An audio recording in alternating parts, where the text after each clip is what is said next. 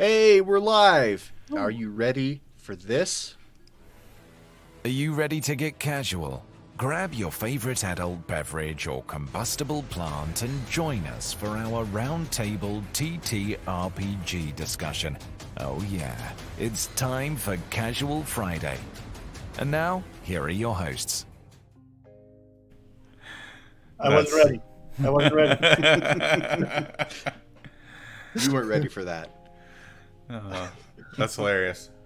I'm so happy that sometimes you put your signature on a piece of work and you feel like it's pretty good, and then sometimes you just know that you have hit that artistic peak.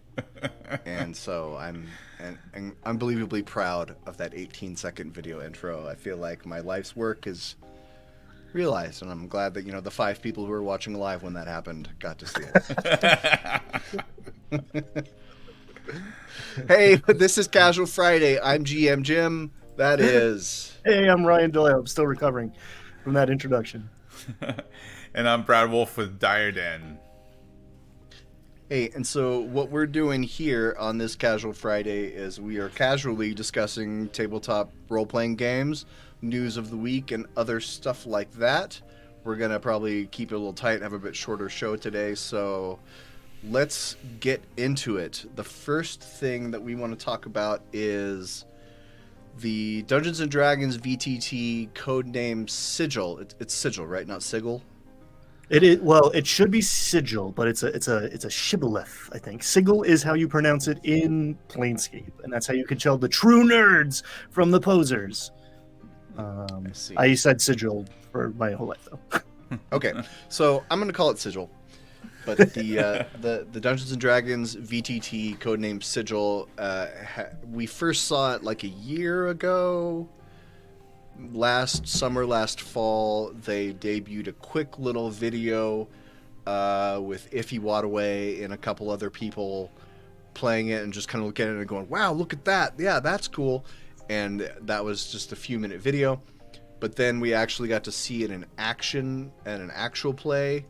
That was at Gen Con last week with the voice actors who play Karlak and Asterion from Baldur's Gate 3, also Angela Bamani, also Abria Iyengar, and Brendan Lee Mulligan. So kind of a bunch of A-listers from the actual play world. They did an actual play with Abria was GMing, so I didn't really watch it because I don't care for Abria. That's a whole other story. But... halfway through the actual play, they rolled initiative, and we're like, dun da da da, here is Project Sigil. And then they flipped it up, these huge Alienware laptops, or I don't know what kind of laptops they are, but they were massive, like 17-inch screens, probably with very beefy processors inside them to be able to run this VTT. And they played D&D on the VTT for the second half, and it was awkward. I watched enough of that to understand that it was awkward, and they probably should have had a separate session off camera where everyone figured out how the VTT works, because they didn't know, and there was a lot of hemming and hawing and clicking and moving the mouse around. And I can share. Here's one little screenshot from it. What it looks like a city builder. Mm-hmm. But Ryan and Brad, what's your take on this? What do you think about all these things that I have said? I think Wizards #1 just needs better PR. Like, I don't know who's in charge of PR for this edition, but they're not doing a great job at it.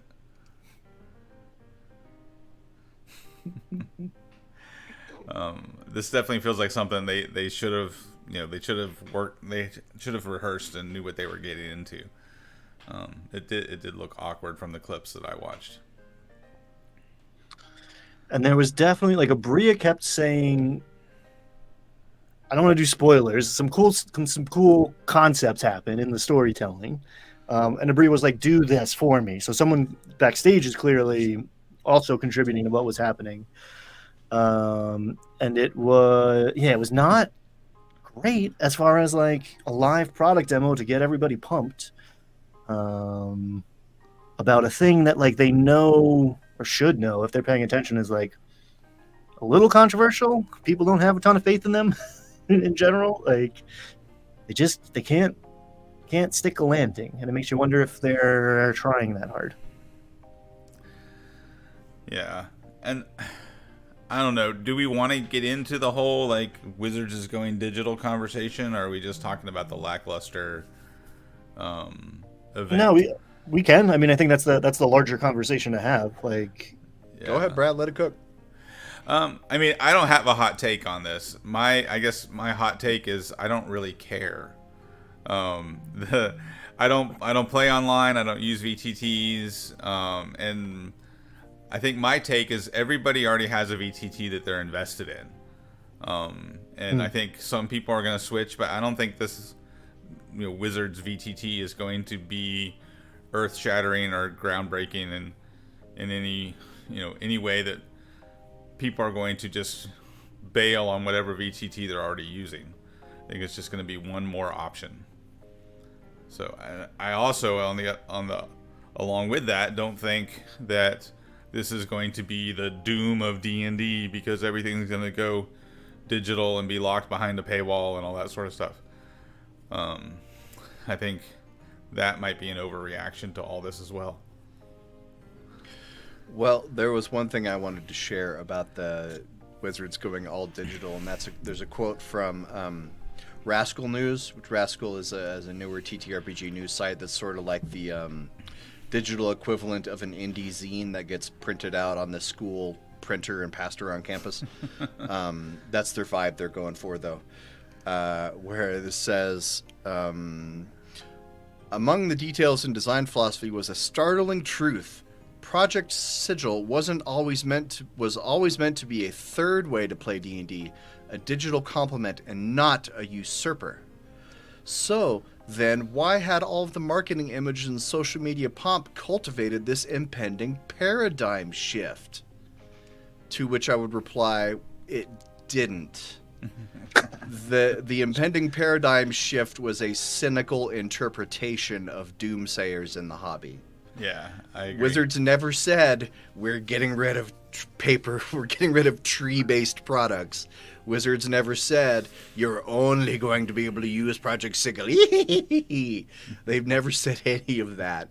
This has all just been the doomsaying, the cynical, we're all going to be microtransaction to death. That's all assumption, and none of the marketing has supported that, so... Right, and I think there will be microtransactions. I mean, why not? I mean, if people are going to use this VTT, Wizards is going to put microtransactions in there. I think that's clear because, when you pre-order the new books, you get a free dragon, right? Why would they? A digital mini. A digital mini, right? They're going to have digital minis. They're going to be selling those. They're going to have character upgrades for your customizing your little pawn character. But it's it's just another way to play D&D. I don't see this being forced on people or needing to, and the people who like it are going to, spend money on microtransactions. There's people who do that. I don't play mobile games, but I have plenty of friends who play mobile games and spend a crap ton of money, unlocking whatever they unlock on their mobile games. Yeah, here's my hot take. I do think there's a chance this is bad for other VTTs eventually down the line. I don't think it happens tomorrow or in September, but if there's a native VTT on D&D Beyond, then what they allow somebody like Roll20 or Foundry to access, they might tighten that tap or close it off entirely. So maybe that's coming. But I think a lot of the doom and gloom stuff, I mean, one is just a feed the algorithmic beast, but two misses the point that like you go do whatever you want, man. That's the whole point. I'm not going to clutch pearls. I'm going to get punk rock and like go do my own thing. So the people who come to the VTT that looks much more like a video game that's like way more clunky and whatever, and like is going to sit down at a table with their friends to pull out a laptop and just have a LAN party, is maybe a different crowd and is maybe a new crowd. I don't think it's by accident that they had the Baldur's Gate 3, horny actors showing up to do this demo. I think it's a different demographic, and maybe this is a pipeline for new people to come into the hobby, and we can go to those people and either say, hey, the way you're doing it's wrong and you suck, or we can be like, hey, allow me to show you a better way. Come have fun with us, the way people have been doing it for 5 decades, and have some like interpersonal contact and not just stare at a screen with your friends. Like the my favorite parts of D&D are always the parts that a video game can't do, and video games keep getting better and better, but the magic happens outside of the fireball looking cool on the graphic animation. Yeah. And I think Hasbro does want to be digital. Like it makes sense from a business decision. If you're not printing books, right, you're saving money. And the subscription model, it makes sense too. But I have a feeling we're a long way away from that. I don't see that happening. And if it does happen, I'll be playing other games, right? I already play other games. So I'm not really, my heart's not going to be completely broken if D&D goes all digital. There was one thing that, in all the information that's come out in the last couple weeks about this new VTT, it's really interesting to me that it's not going to be browser based. That they are releasing apps for PC and for consoles, and I don't understand how this is supposed to work on a console.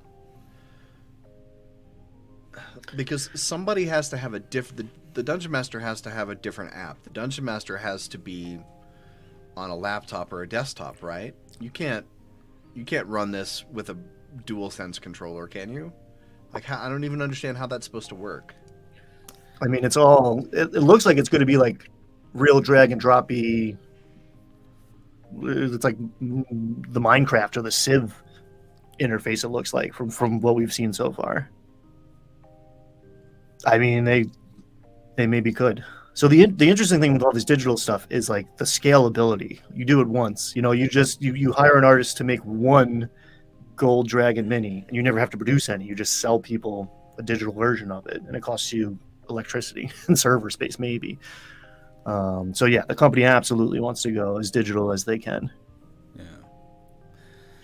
If anyone in the comments, if anyone watching, drop in the comments how it's supposed to work on consoles, because I don't get it. Because all the demos they've shown has been with laptops, right? Yeah. And there was a question in the comments about, was the poor performance at this year's Gen Con because it's the beta version of the software? That I don't think that's the case. Because who was it? It was Professor Dungeon Master and what's the role for combat guy? Stephen Glicker. Mm-hmm. They got to do a demo. I think Bob Worldbuilder did too. They all got to do a demo a while back, and they said it ran great. They were impressed by it, but but that was being run by one of the designers. Like the designer was giving them the tutorial. So I think the poor performance was just because the celebrities that were tasked to show it off probably weren't, up to speed on it. That's the way it came across to me anyway. Yeah. Arcane Gearsmith here says consoles would be mostly for players, and players operate their characters from consoles, but not the GM as you suggested. I don't know. I think I could probably finally interest my son in actually playing D&D if he could do it with a DualSense controller in his hand. Yeah. And silver lining there. And all the, if you're rooting against D&D, I think a lot of people out there are enjoying every misstep and every, this is, it might, then it's good. Then it's good for this to be bad, right? If D&D makes a walled garden and a subscription-based thing, and all the whoever you don't like is going to go end up over there, and you don't want to be with them, cool, awesome. Now everybody else is free to make awesome games, right? I feel like it's actually good for the ecosystem to D&D to shrink a notch or two. Yeah. Well, here's the thing. from a human development point of view, right? Ken Wilber, kind of modern day philosopher, says that development happens in a three-step cycle, right? You identify with a thing, then you reject the thing, and then you integrate that thing back into your belief system, right? So you see that, like, people do that with multi-level marketing. Amway is going to make me $1 million. I'm super stoked. I'm all fused with this idea, this new idea. I'm all excited. I'm all fused with it. And then I hate it. I reject it. That was the stupidest decision I ever made. I'm never going to go back to that, right? And at some point, you kind of integrate the idea back into your thinking. I'll never go back to Amway, but I did learn some cool skills, right? People do that with churches, religion, whatever. They identify with this new idea, then they reject that idea, and then at some point they incorporate some part of that back into their belief structure, right? I think a lot of what we're seeing with this I love to hate WotC attitude is those people who are justifying their rejection. They've decided to move on and play other games. Great, more power to you. But in order to do that, I think people have to have this rejection period where they have these sour grapes or these justifications for why they left. And so I think that is a lot of what we're seeing, as well as just the algorithm beast groupthink, right? As people are making content that people want to hear because they're in that mode of I want to hate WotC right now. So I think that's a large chunk of what we're living in right now with this edition and this edition change. Super insightful. This is like the teenage rebellion phase. Yeah, Wizards and Warp Drives makes a good point here that it's about like 4E trying to attract WoW players.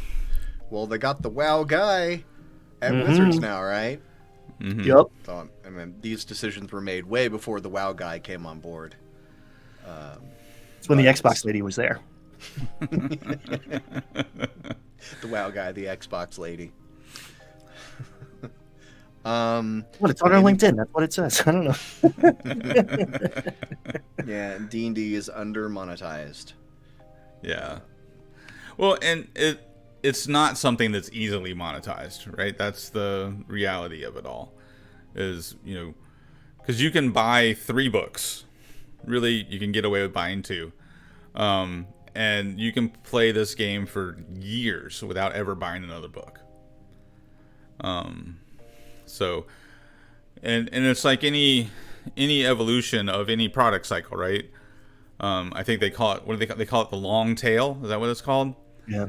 Where, you release a new product, everybody loves it, you're making money, and then the more products you release over time, fewer and fewer people continue to invest in that product. And so eventually you have to reinvent yourself. You have to reboot, right? That's why every other Madonna album is completely different. She kept reinventing herself. Huh.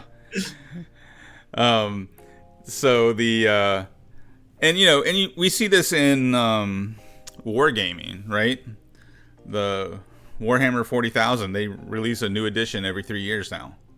It didn't used to be that way, but that's their release cycle, because they've realized for them and their profit margin, that's the sweet spot. Every 3 years they update the rules and you get a new edition. Hopefully Wizards of the Coast doesn't get to that point, because that's ridiculous. Yeah. Any other thoughts on the VTT before we move on to our next topic here? Yeah, I mean, it's the corporate structure creates different. The goal is profit. The ultimate, they're playing a different game than we're playing, and that's mostly okay, or at least inevitable. It's not ideal, but like, Just how it works. Yeah. either this is good and then we get to use it and have fun with it, or it's bad and who cares. That's my. Right. That's where I'm at. Maybe I'm more developed, I guess. Sorry. Yeah, I'm gonna keep playing Dungeons and Dragons. The Dungeons and Dragons at my table, you know, it ebbs and flows. It's not always gonna look exactly like whatever WotC is doing, right? Right. I mean, I've been homebrewing D&D since I was 11 years old. And that's because AD&D was a mess. There's nobody. I challenge anybody to tell me that they play AD&D, the original first edition, and they play it completely raw, because there's so many rules and those rules are all over the place. Everybody homebrewed first edition. Indeed. All right, so moving on, we could talk about this forever, but we have an agenda to get through. So moving on, we're going to talk about a couple of podcasts. The first up being it's called Dungeon Masters. Is that right? Yeah, Dungeon Masters. And I have heard of this. I heard of it. I downloaded it. I haven't started listening to it because I like to binge all my content. This weekly release stuff is crap. I wait till they're all out, and then I listen to the whole thing in like a weekend. So have either of you guys listened to this and can tell us what Dungeon Masters is about? I listened to the first episode, and it's a dramatized podcast, so it kind of sounds like an old radio play. And it's what's his name? John Hamm, right? John Hamm plays the character William Deere, the real life private detective from back in the Satanic Panic days. So this is a dramatized retelling of the Michigan State kid that went missing. Mm-hmm. And William Deere, the detective who basically helped to launch the Satanic Panic back in 1979. And it's and Will Wheaton. I haven't gotten to Will Wheaton yet in the podcast, but Will Wheaton plays Gary Gygax. He's like the narrator, like the dungeon master. Yeah. I listened to the first episode too, and it's like, we'll get back to Guy, because like I think he looks at the book. He's like Gygax. He's like, we'll get back to Gygax.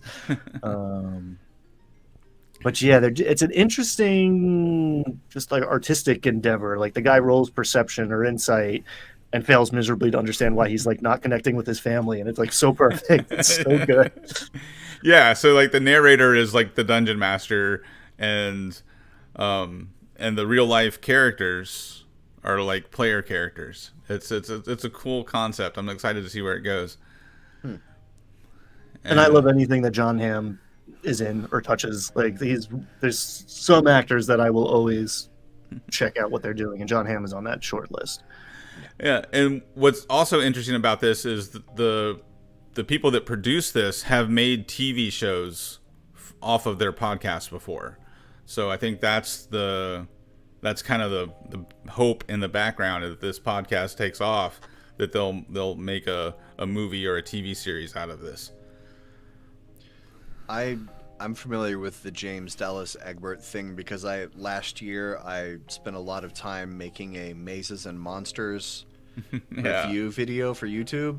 At the time I put it out, it was my most time not time sensitive, time indulgent. It took me the longest amount of time to make that video because it's the first video I did where I cut scenes. I found a copy of the movie, downloaded it, cut scenes, inserted them, did voiceover. I was so excited for it, and that video just bombed. That's my favorite video of yours. I love that video. Thank you. I'm very proud of it. I am proud of that video. But go watch it. It's fantastic. I mean, who doesn't want to see a young Tom Hanks play a crazed D&D player going unhinged? I will say, don't actually watch the movie Mazes and Monsters. It's terrible. Horrible. Absolutely. Not even like Mystery Science Theater bad, where you can like watch it and it's so bad. Watch my video about the movie. Yeah. And it only takes 14 minutes of your life instead of 2 hours you can never get back. I actually watched that movie when I was a kid. I remember when it came out, and I wasn't old enough to stay up late enough to see it, but I caught it like, I don't know, probably 6 months, year later when it was on after school one day. And it's awful. It's horrendous. I think every YouTuber has a favorite video, and it's not their most popular one, folks. So ask YouTubers what their favorite video is, because it's their baby is not the one that blew up. I'm proud of that video, even though it didn't do well. Yeah, you probably put more editing into it than they did the original movie. Could be, yeah. Could be. But it's like it's like a laughable moment of history to like now looking back. But like every time I hear like, oh, don't bring politics into D&D or whatever, like it immediately was politicized. Like it was immediately under attack by a certain mindset.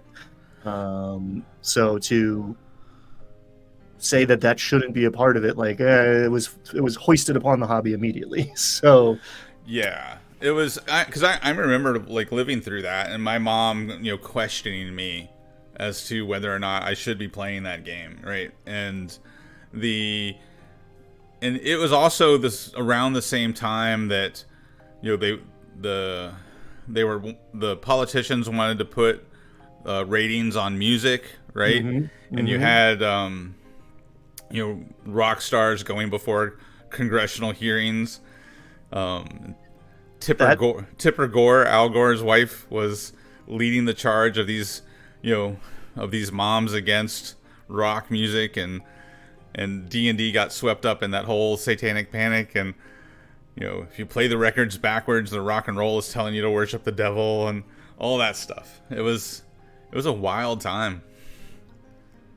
Yeah.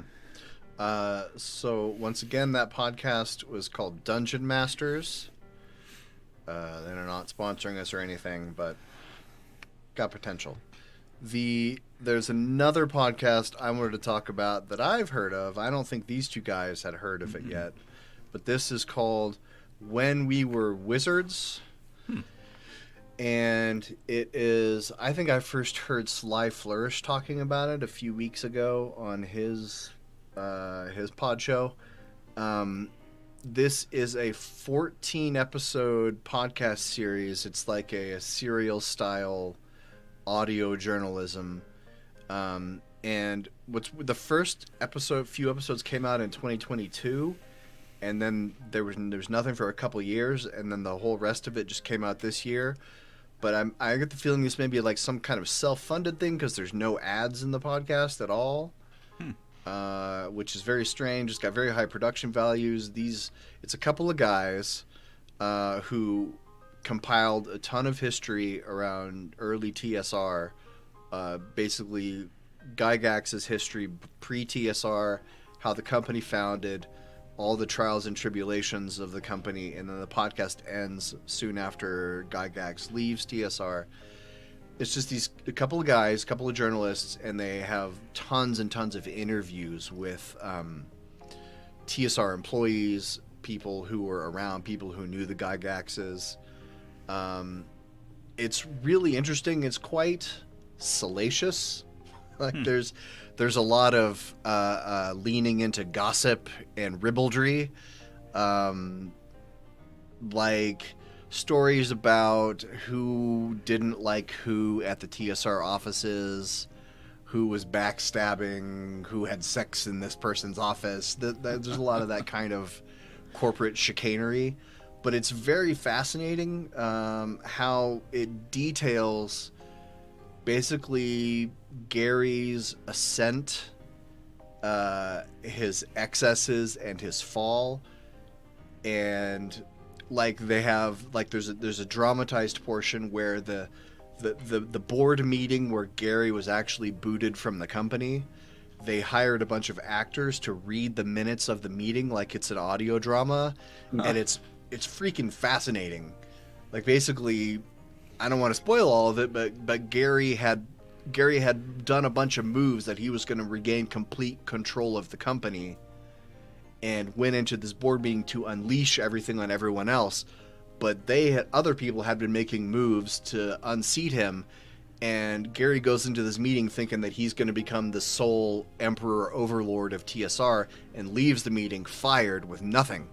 Wow. And it's fascinating how it goes down that way. And they have the actual minutes. Unshall Pity, certain parts of the podcast are dramatized, but it's mostly just interviews and stuff. But yeah, that's When We Were Wizards. I think it's pretty interesting. It's about 7 hours total, and it's a worthwhile way to spend your commute. Yeah, I definitely want to check that out and kind of compare notes with because Wizards just put out that new book about the history of D&D, and then the Blackmore Estate just put out a new book about the history of Arneson. Or the Arneson Estate just put out a new book about the history of David Arneson and the Blackmore and his involvement in D&D and all that. So I've been wanting to get both of those books and kind of compare and contrast. So this would be interesting to add to that mix, kind of get 3 different perspectives on it all. Yeah, I'm interested if like WotC would have an interest in like maybe sanitizing things a little bit. The Beverly Hills era. Yeah, you mean when Gary was in California trying to get a D&D movie? Yeah, that's what he was trying to do. Yeah, there was quite a lot of salacious stuff that happened during the DDEC years, the Dungeons and Dragons Entertainment Corporation or company, that happened out in Beverly Hills when Gary was young and divorced and a nose full of cocaine. Yeah, I've heard a bunch of rumors from back in those days, so I'm really interested to check out this podcast. Yeah, it's well worth it. Yeah.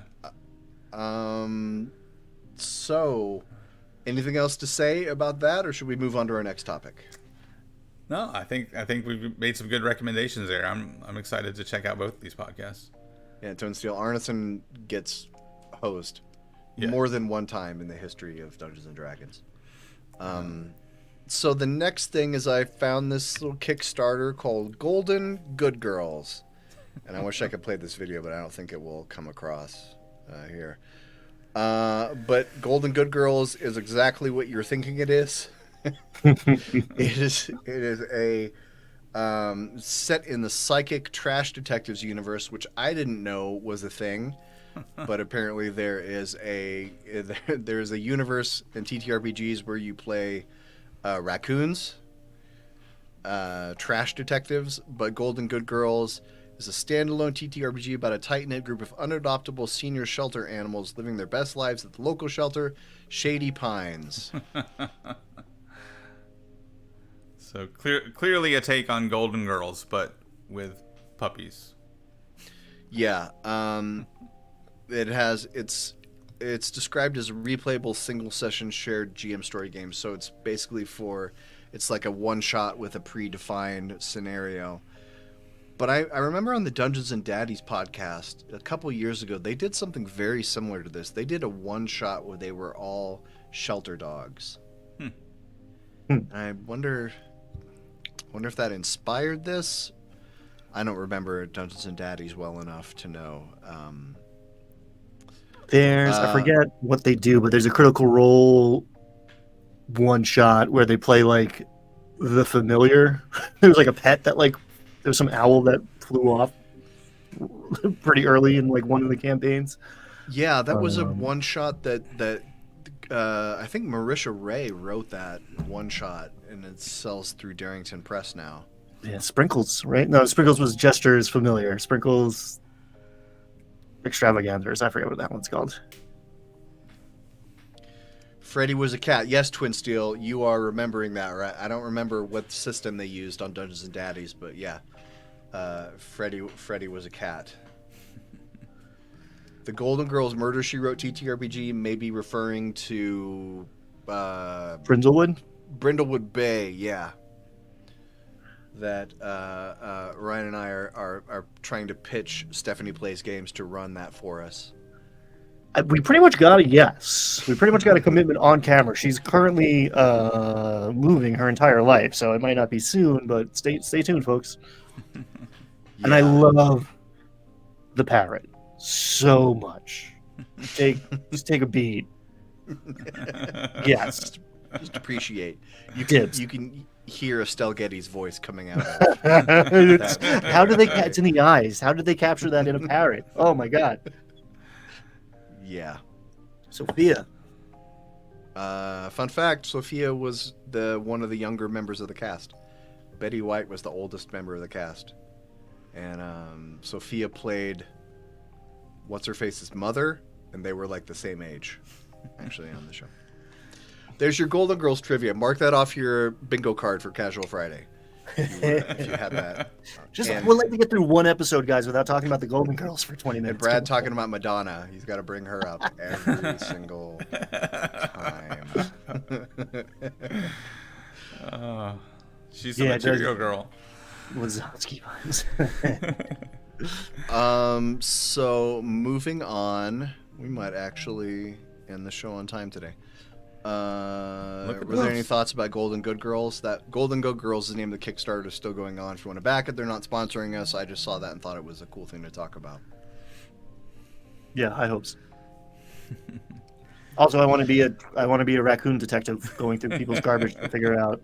Like, I'm here for it. And they have a Mothman. Is there like their company logo? Like this, I did not know about this until you put it on the agenda. But now I'm gonna check out this whole company. Yeah, Twin still says we're aging ourselves. Absolutely, we're talking about Satanic Panic and Madonna and Golden Girls.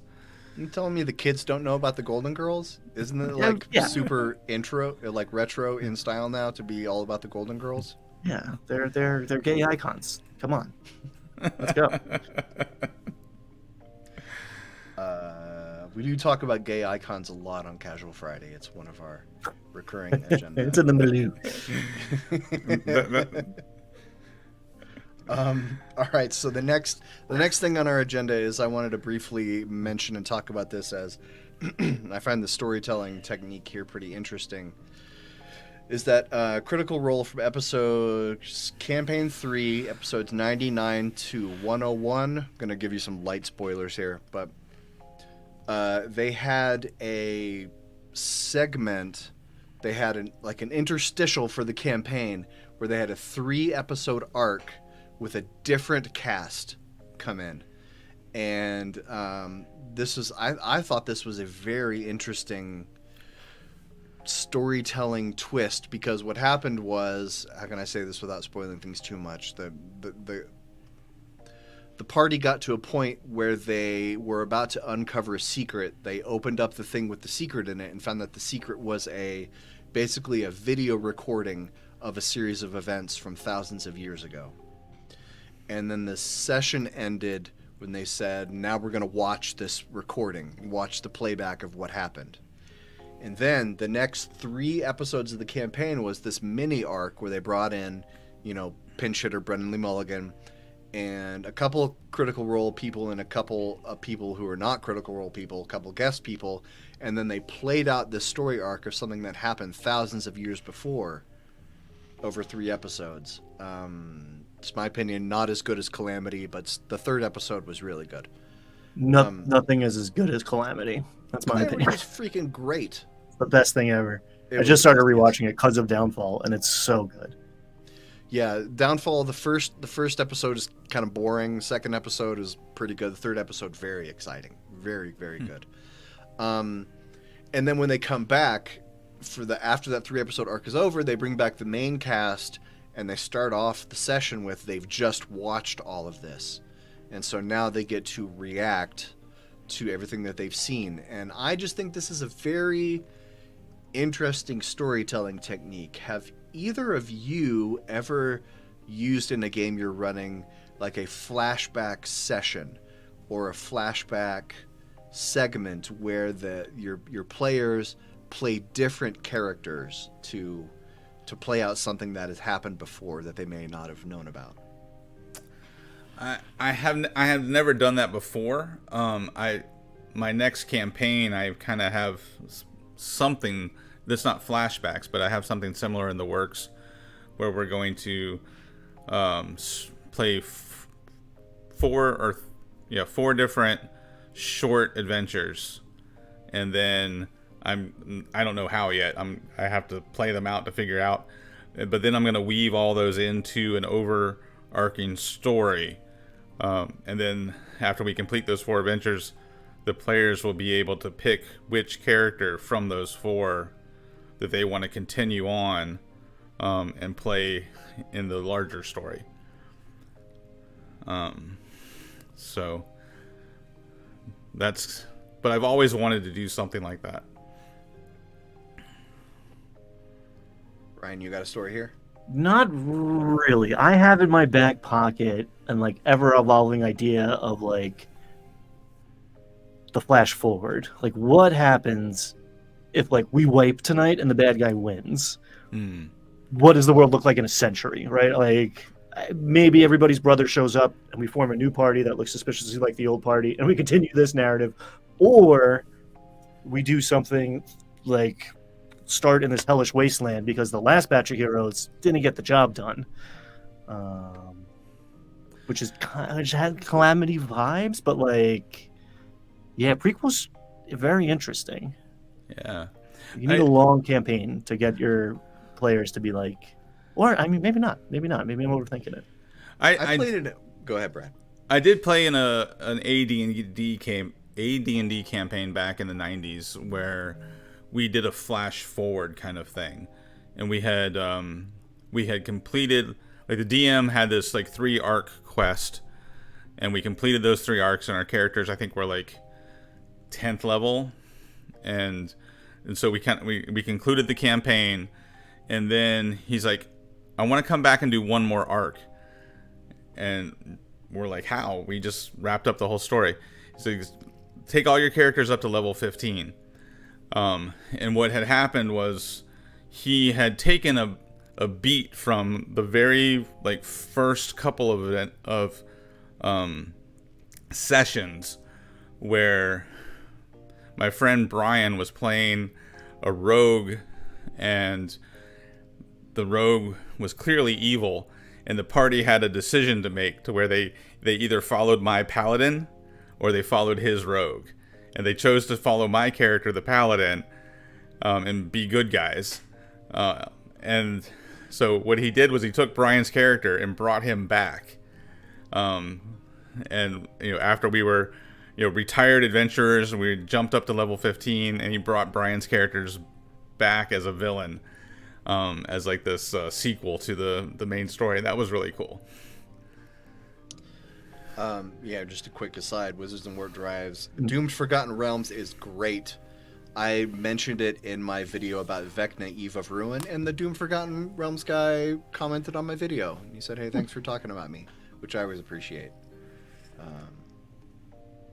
I played in a campaign that I don't think we ever used a prequel, but this DM used a lot of side adventure things to flesh out the world that I thought was very interesting. Kind of reminded me of Downfall a little bit. Like, there was one part of the campaign where a player couldn't make it for a while, for like a month, and what the DM said was that this character had to go back off to his homeland to deal with some homeland problem. And then when he came back, we paused the current campaign and we played through a mini arc, like a 4 or 5 session mini arc of what that character was doing in his homeland thing.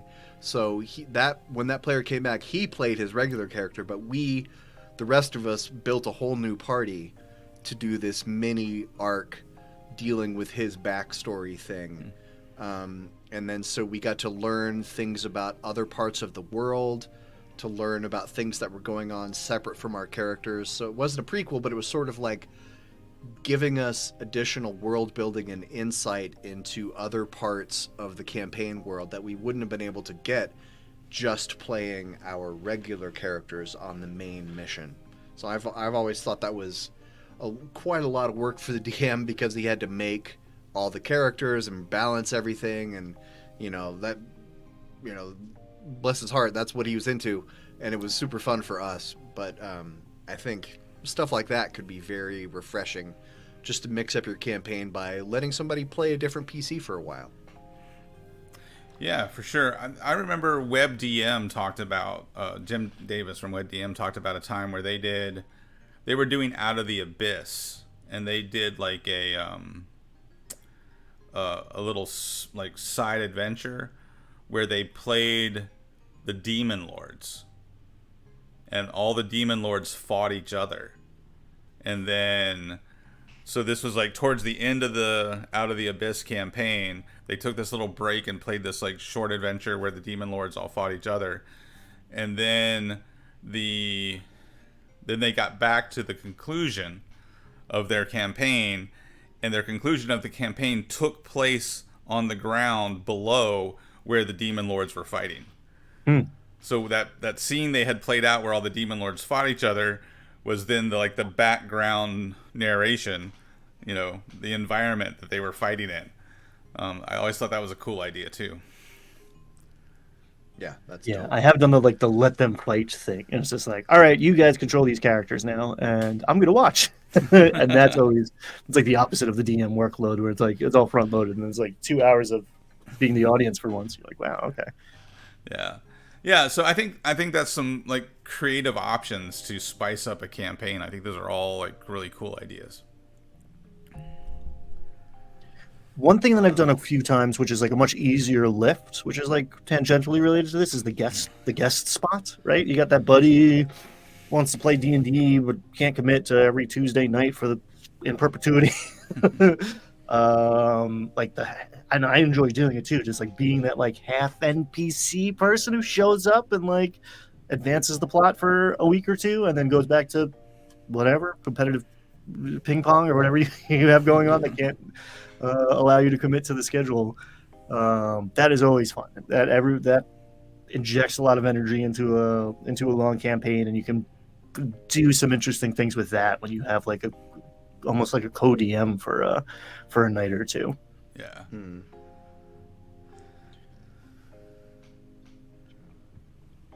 All right, guys. Any other thoughts on Downfall here, or creative flashback or flash forward strategies for your Lost campaign? Rabble. No, I got to go listen to some podcasts. I have a whole. I've got to go do some menial labor and listen to podcasts now. I got a whole list. Yeah, you've got some work to do. Yeah, I'm just gonna throw out there, if you're listening to this after the fact, go to the comment section and tell us your cool flashbacks or flash forwards or prequels or sequels you've done for campaigns.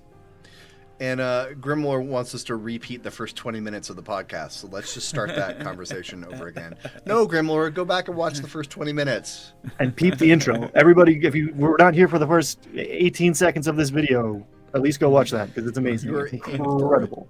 Treat. Incredible. See, true artistry on display is what's going to happen. Hey, I hope you know. I hope I didn't mean to bully you. I was just messing with you. Yeah, the recap is everything's fine. Everything's cool, and you can still have fun no matter what Wizards of the Coast does. Yep.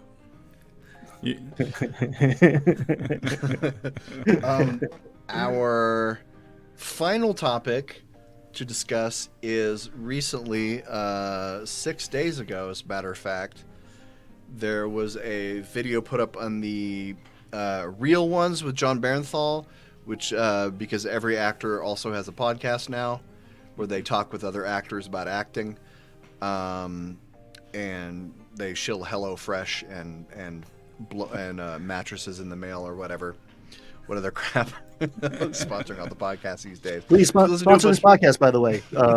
Whatever. Yeah, if you own a company that sells people mattresses over the internet, reach out to us. We might pretend to be nice about your mattress in a box if you'll pay us some money. Yeah, we will definitely pretend to be nice if you're paying us. Yes. And if you don't pay us, we'll continue to bash you. So, little ultimatum. Next week, our top 10 worst mattresses sold over the internet. That's coming. Spinning out of control. Yo, guys, gang, everybody, listen. My mom sent me this. This thing exploded in a way that this broke through.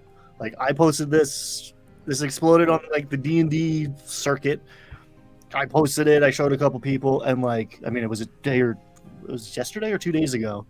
My mom sent me this because, like, okay, she knows I am into D&D, obviously, but like, she doesn't really get a lot of that in her curated algorithm. So this is a moment, and a good one. I really like. This is the new way I'm going to explain Dungeons and Dragons to people.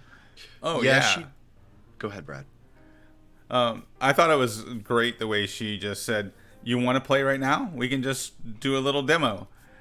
And she just went right into it. You're walking through the forest. You have a bow on your back and a sword at your hip, and you hear a crunch in the background. What do you do?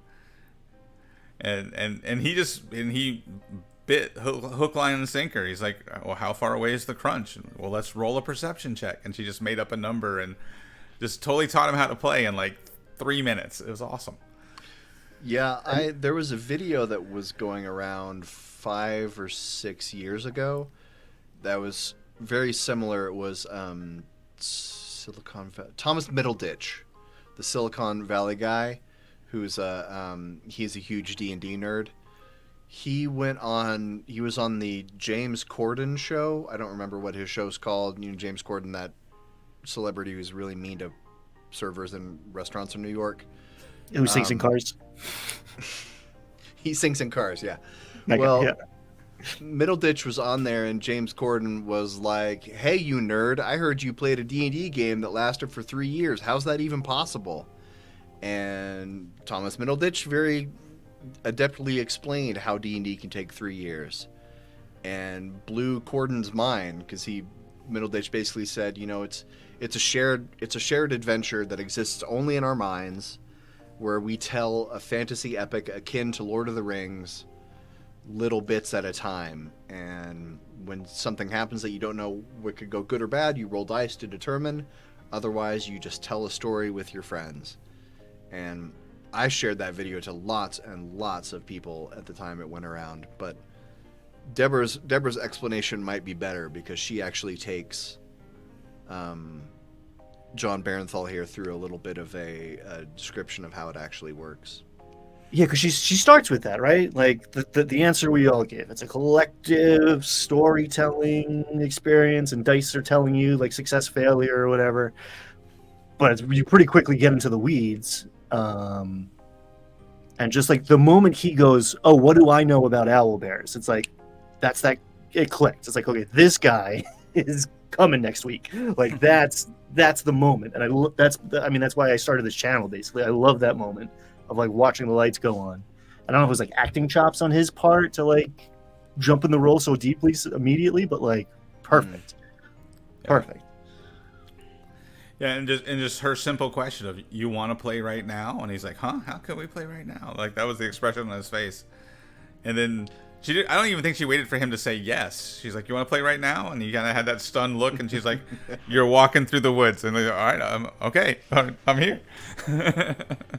Yeah, there was a video going around a few years ago. It wasn't Vice News, but it was some small indie news channel did like a "What is D&D" 30-minute thing, where they took some footage of, you know, nerds in cosplay at some con and got interviews with Joe Manganiello and B. Dave Walters, and there was the reporter was walking around and she was like, "What's D&D? I had somebody tell me what it is," and she got B. Dave Walters, and he said, "This is exactly what D&D is. So imagine we're standing in this room right now and you hear a loud explosion come from over there. What do you do?"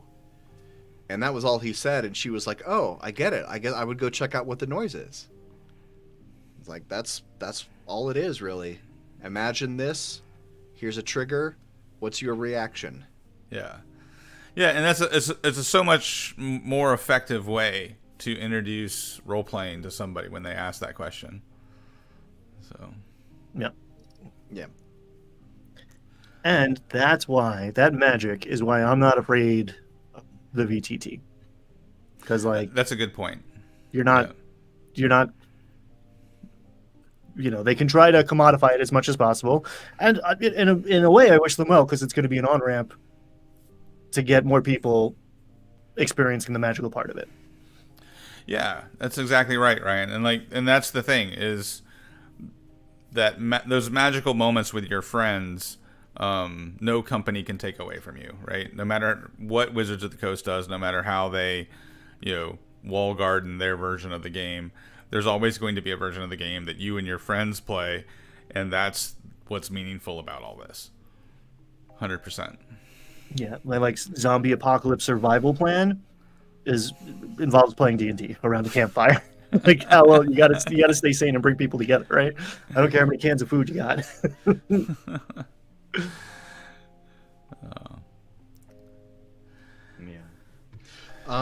Well, I think we're about out of stuff here. Well, I think that nicely ties a bow on this, because we circled right back around to the VTT and what really matters about the hobby. We did. You're welcome, everybody. You're welcome, Grimlore. Now you still go watch the intro though, because it's. And remember, we are all 3 streaming this, so open up 3 browser windows, put our individual URLs. You can mute 2 of them because you don't need to listen to it 3 times, and then watch the whole thing. Then once you get to the end, click the little circle button to watch it again. Then you can go away and do other stuff while it's playing. Also, if anyone from YouTube is watching this, I did not say all of that was sarcasm. Fair use. Just jokes. We are very professional today. I think that might have been a joke too. What? No. I hope nobody's watching expecting this to be professional. I think that's the whole point. This is Casual Friday. It is Casual Friday. You see, none of us are wearing ties. Nobody's here in their business, their Monday to Thursday attire. We're all feeling it. I'm wearing a Hawaiian may shirt. not be wearing pants. You don't know. They know. They know. Who's got anything to promote right now or in the next couple days? I'll promote, because we're talking about, or we mentioned earlier how we have our favorite videos, and I'm doing this video series right now, which I thoroughly enjoyed recording all this stuff, and it's like, and nobody's watching it. Well, not nobody, but I'm getting a lot fewer views than normal, but it's a great series where I interview a whole bunch of DMs. Jim's been on there already. Ryan's going to be on there soon. And we talk about all the different aspects of mastering the game, all the different roles of the game master. And the people who are commenting love it, but not that many people are watching it. I think it's really great information on what it's like to be a game master and all the different aspects of being the game master. I've been loving it. I've been really enjoying. I mean, I enjoyed my participating in it and getting more time to talk to you. But yeah, there's been some interesting conversations. I mean, between the two of you, Baron. I saw Jake just went up. I didn't get to watch. I've been weird week for me, but I'm excited to watch Jake's contribution.